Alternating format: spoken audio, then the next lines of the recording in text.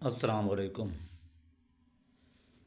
पूछा किसी ने मुझसे कौन सी खुशबू पसंद है।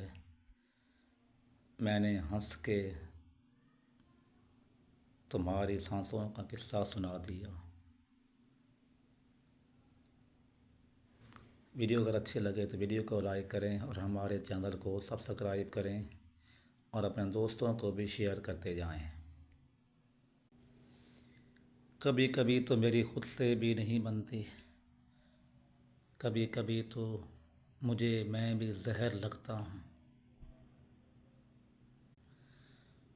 तेरे इश्क की हमें आदत सी हो गई है, लगता है हमें तुमसे मोहब्बत हो गई है। मैंने कहा था ना,